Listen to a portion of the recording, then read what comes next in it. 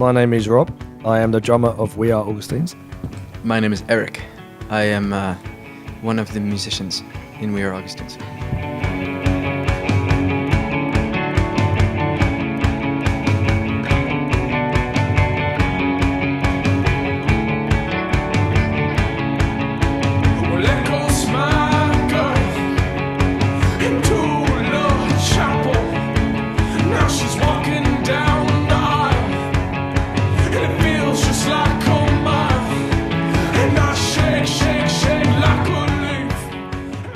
We Are Augustines started as an art project that was a direct result of a band called Baeble, which Baeble has worked with in the past.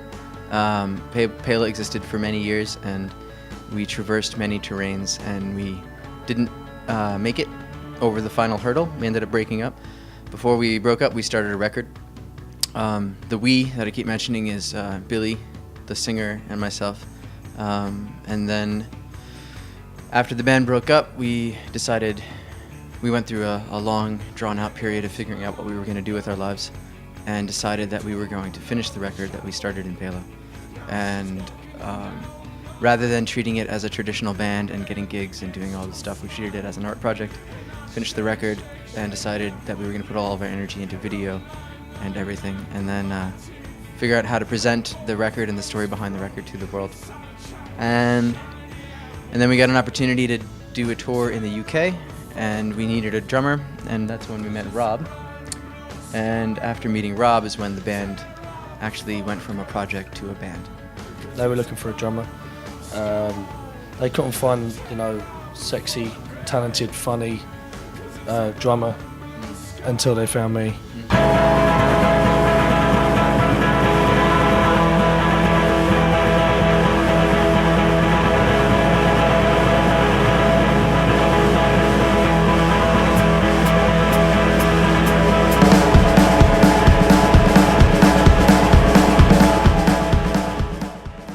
I think that the main reason why the August theme is maybe poking up in your ears and stating itself as important is for the name of the band.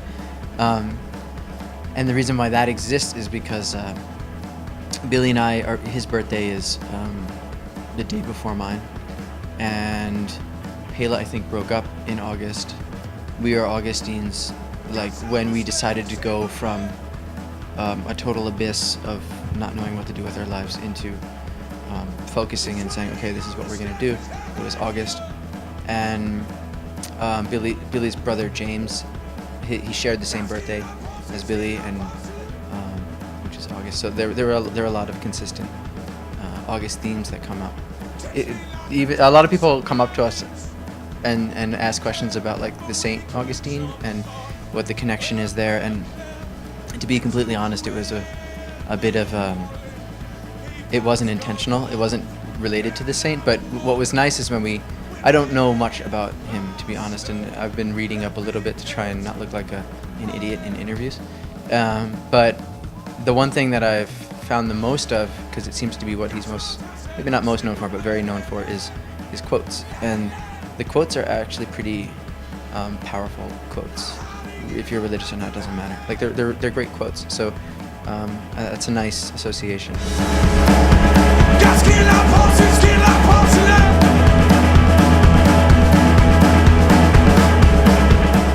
Billy writes all the lyrics, so he is going to definitely have a different relationship with the words than I think anyone would, especially because, like you said, they are very personal. But I think in general, playing the songs and doing interviews it's a constant dialogue within the band of how to talk or not talk about these issues. Some people can be very exploitative in interviews when bringing them up, and which is absolutely the opposite of what we want when talking about things that are more meaningful and whatnot. But a lot of writers or whatever, they go for the dirt. They want the blood. They want the guts, and that's very unfortunate to see. So there's a constant back and forth between opening up and talking about it, and kind of keeping it to yourself. But to go back to the question, I think in general, there's not a healing process, but there's a form of like, becoming comfortable with yourself. Like if you have issues and you talk about them, all of a sudden they become a little bit easier to talk about. And then what's been a really wonderful thing that we found is going out there and doing what we do.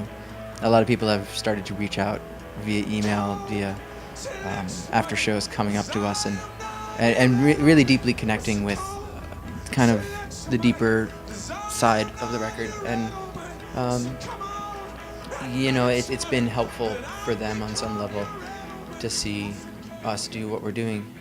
We started similar to a Kickstarter type thing, but it was not Kickstarter. It was like in our own plan, where we started getting people. We started sending out the word, and we said, we'll give you these things if you support us. Well, if you become part of what we're doing, which is we are Augustines.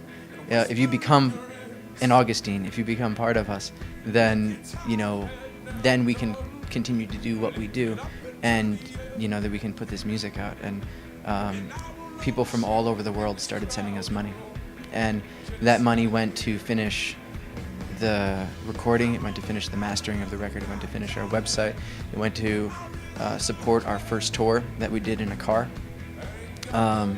And it continued and it developed, and from doing that, from that people sending money to us, not huge amounts of money, but enough money to do what we needed. From people sending that money, we were able to get more FaceTime with people, and then we were able to meet our wonderful and beautiful manager, Arwen, and many other people, and things started to pick up, and the domino fell. So the thing that pushed the domino over was our community of people, and our extended community, which came from social networking and from that style of human interaction, if you could call it that.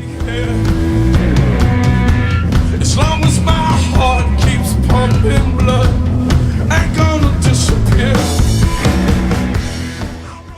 I mean, the other night, which is one of the reasons why we're so delirious, we played a show at 1 a.m. We started at 1 a.m. at the Bowery Ballroom, and no one should ever start a show at 1 a.m. But there were hundreds of people there, and they are loyal, absolutely like driven fans, like dancing and singing and screaming at the top of their lungs. And it's one thing to have that at 9 o'clock or 10 o'clock at night, but to have that at 2 o'clock at night. Rainy Wednesday evening. Yeah, it was. I mean, that's part of what we're expressing right now. Hello, we are Augustines. You're watching Baeblemusic, one of my favorite online music resources.